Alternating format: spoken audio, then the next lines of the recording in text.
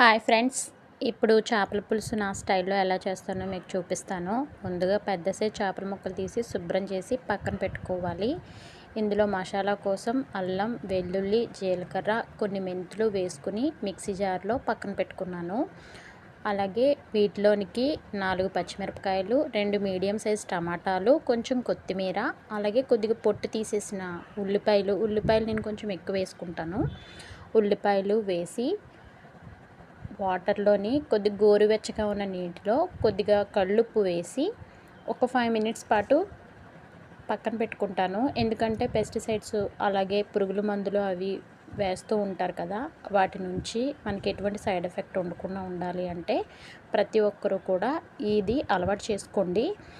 ఎందుకంటే ఇలా చేయటం వల్ల మనకి ఎటువంటి సైడ్ ఎఫెక్ట్ లేకుండా ఉంటుంది. ఇలా శుభ్రం చేసుకుని అలాగే ఉల్లిపాయ ముక్కలు సన్నగా చాప్ చేసుకోవాలి. అలాగే చింతపండు కూడా బాగా ఒకసారి శుభ్రంగా ఫస్ట్ వాటర్తో కడిగేసుకుని ఆ తర్వాత నీళ్ళు పోసి నానబెట్టుకోవాలి. సన్నగా చాప్ చేసుకుని పెట్టుకున్న ఉల్లిపాయ ముక్కలు, పొడవుగా తరిగిన పచ్చిమిర్చి, మందపాటి వెడల్పాటి గిన్నెలో నేను నాన్ స్టిక్ పాన్ తీసుకున్నాను. మీరైతే ఇనపది లేదా కొంచెం థిక్గా ఉండే గిన్నె వెడల్పుగా ఉన్నది ఏదైనా తీసుకోండి.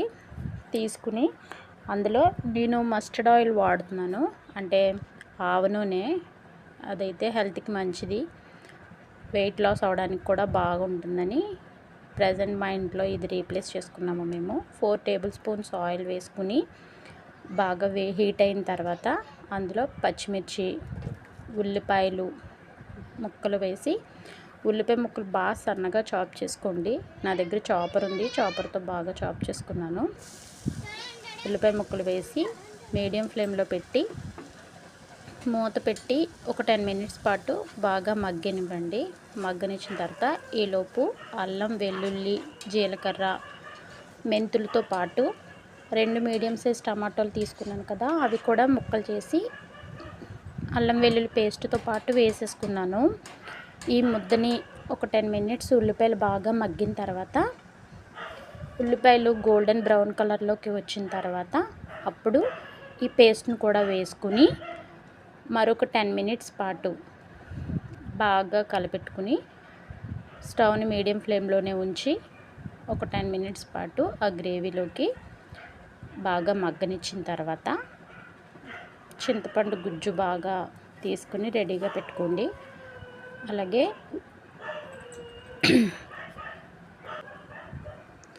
ఉల్లిపాయ ముక్కలు సన్నగా చాప్ చేసుకోవడం వల్ల గ్రేవీ బాగుంటుంది. అలాగే మనకి కర్రీ కూడా ఎక్కువగా కలుస్తుంది. ఇందులోకి ఈ గ్రేవీ బాగా మగ్గిన తర్వాత ముందుగానే ఉప్పు, కారం కలిపి పెట్టుకున్న ఫిష్ పీసెస్ని ఒక్కొక్కటిగా వేసుకోవాలి. ఫిష్ పీసెస్ వేసిన తర్వాత అస్సలు మనం గరిటె పెట్టకూడదు. ఓన్లీ గిన్నెని మాత్రమే కదుపుతూ ఉండాలి. కదిపి ఫిష్లోంచి వాటర్ రావడం అది మనకి అబ్జర్వ్ అవుతుంది ఒక 10 మినిట్స్ తర్వాత. ఈ వాటర్ వచ్చిన తర్వాత అప్పుడు చింతపండు గుజ్జు పిప్పంతా తీసేసుకొని ఓన్లీ రసం మాత్రమే చేప ముక్కల మీద నీట్గా వేసుకోవాలి. వేసుకున్న తర్వాత ఒక 15 మినిట్స్ పాటు స్టవ్ని సన్నని ఫ్లేమ్లో బాగా మరగనివ్వాలి. మరిగిన తర్వాత ఈలోపు కొత్తిమీర కొంచెం ఎక్కువ తీసుకోవాలి, అంటే ఒక కట్ట వరకు తీసుకోండి. తీసుకుని సన్నగా చాప్ చేసి దీనిపైన వేసుకుని ఒక 2 మినిట్స్ ఉంచి స్టవ్ ఆఫ్ చేయాలి. అంతే, ఎంతో టేస్టీగా ఉండే ఆంధ్ర స్టైల్ చేపల పులుసు రెడీ అవుతుంది. Thank you for watching my video.